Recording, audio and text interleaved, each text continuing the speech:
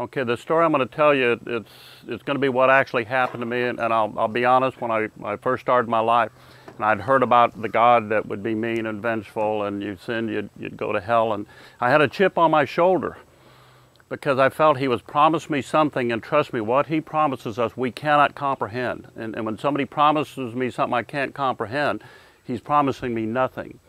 And then he created me where I was weak, and I'd give in to temptation, so I'm thinking, what kind of God is this? It's in keeping with what I learned about him, that he promises you absolutely nothing, and he asks everything of you. And then after my experience, I found out he gives us everything and asks absolutely nothing of us. The gift is that profound. And what happened is we had a Huey shot up. The major said, go find out who got him. My job was I was a scout pilot, and I was gifted with the ability to find the enemy, and no matter how well hidden they were. So I went out, and luckily or regrettably, I found them.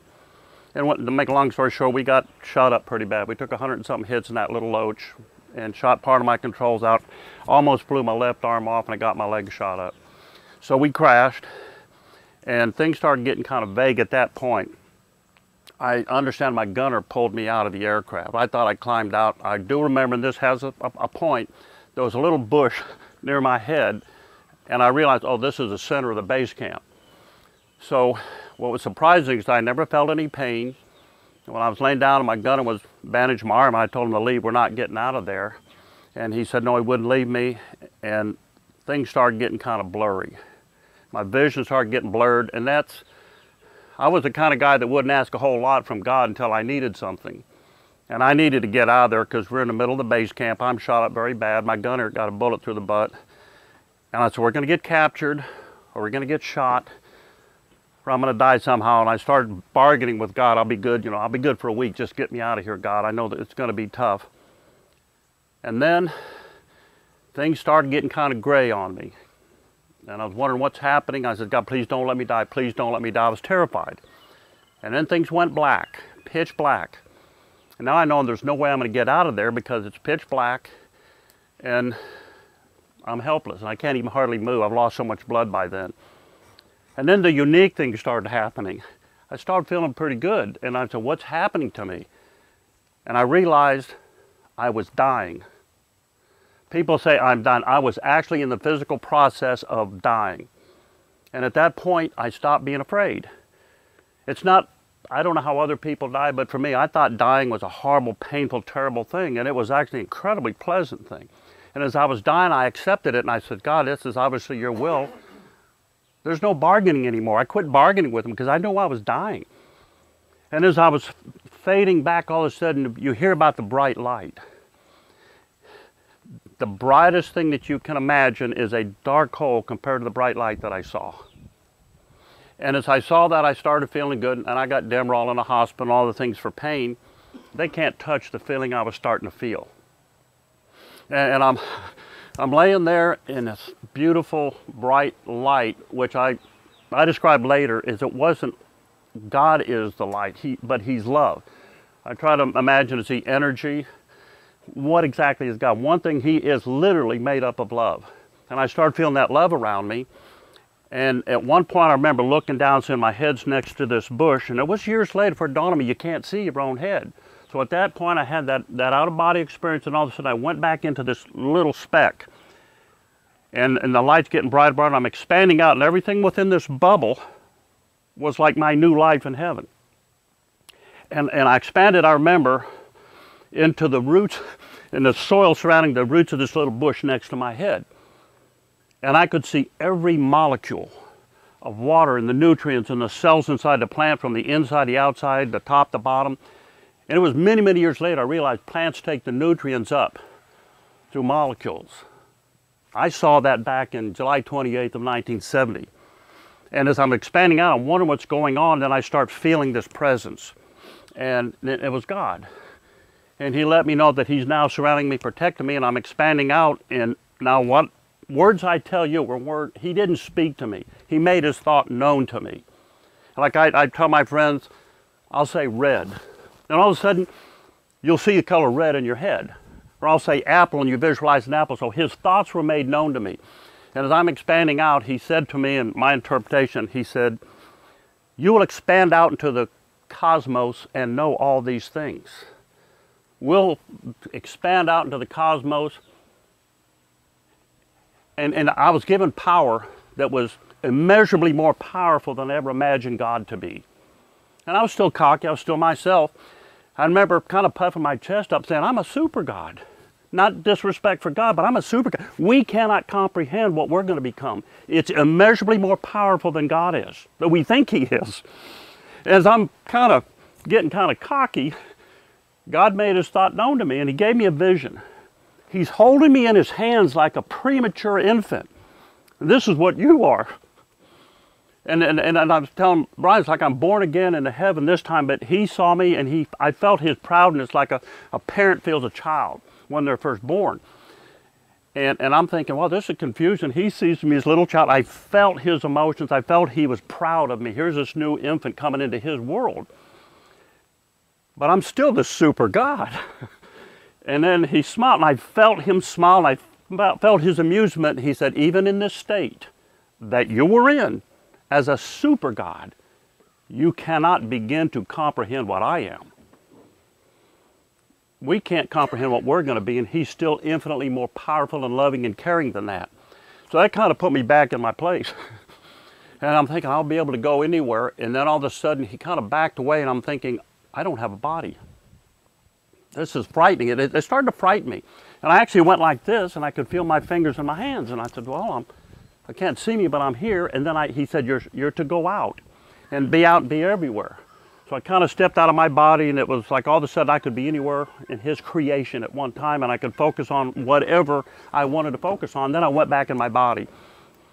And I went back and forth a couple times. And all of a sudden I started thinking, every time I went back in where I could feel like I'm in a body, it was horrible. It was so confining.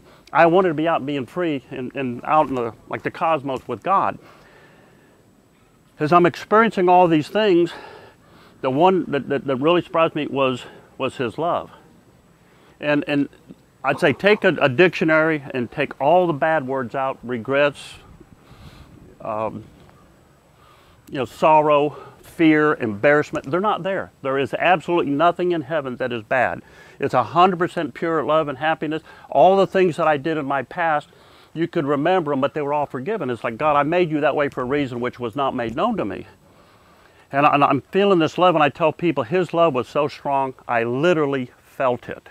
It's like being in the air when it's calm. You know the air is there, but you can't feel it. But then you soak in a warm bath out warm water, you can feel that. God's love was so strong, I literally felt it. I felt His presence. And I knew I could be anywhere, and I'm loved, and I was forgiven. And I thought, this isn't a mean, vengeful God. Like I was even telling Brian, I remember the way I grew up, and they said the people cower, and they stand in the back of their church. I'm not worthy of being up front near God. Well, I had good, loving parents, and when I met my dad, we'd hug each other. I didn't cower up to my dad. Well, God doesn't want us to cower in front of Him.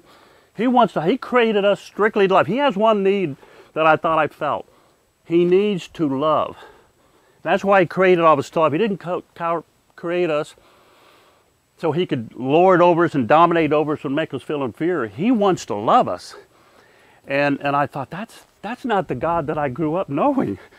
I'm not going to be punished for making my mistakes. If I ask God to forgive me, He will. And another thing I saw that He will not pull you kicking and screaming into heaven. If you don't want to go, He didn't even know if it's known, but you're not coming. You have to want Him to forgive you and ask Him to forgive you, and He'll bring you in. No matter how bad you've been, how horrible you've been, how ashamed of yourself you are, He forgives you if you just ask for Him to forgive you, and He takes you into heaven.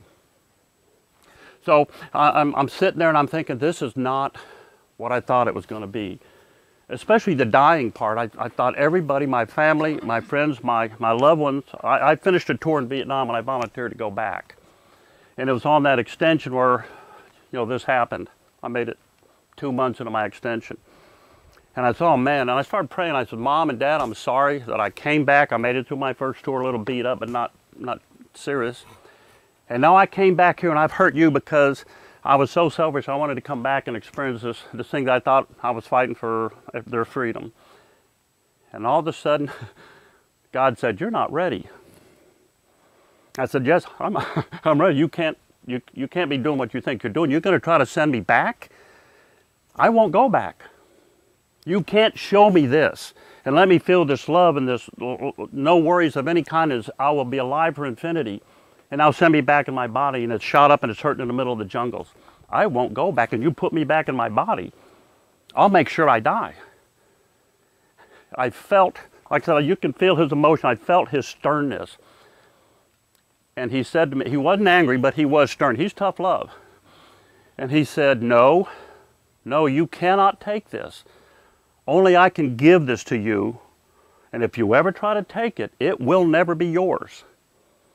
And I remember, I don't usually talk like this. I'm not flowery in religious speak. And I said, Father, your will be done. And I went back, and the books say sometimes it's a tunnel of light. It's a tunnel of love. The light thing is, to me, in my opinion, is a misnomer.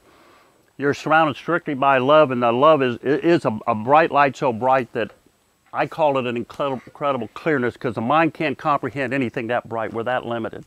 And as I'm going down this tunnel, the demons from hell were trying to grab my soul.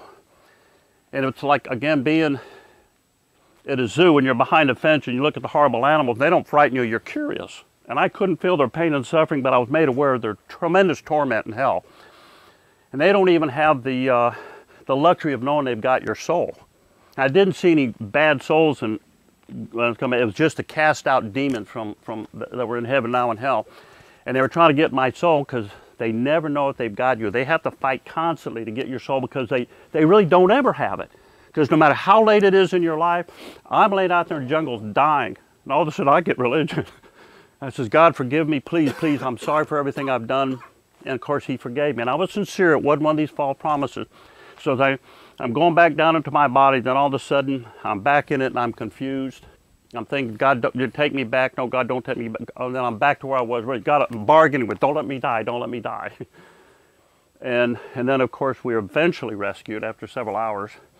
And I went to the hospital, and regrettably, some of my friends said, this dad died again on the table there, and I didn't have the experience. And they told my friends he died, we've lost him, go home. And there's still friends of mine that don't know I'm alive. But the experience that I got from that is all the little pettiness and what people annoy us and all that. It doesn't mean anything. Compared to what we're going to get, it doesn't mean anything. It's just a little, prick on our side. And I tell people now, I know he will forgive me for what I do, but I'm not going to take it for granted. You can't come up and say, I can sin, therefore I can ask for God's forgiveness. You have to have the sincerity.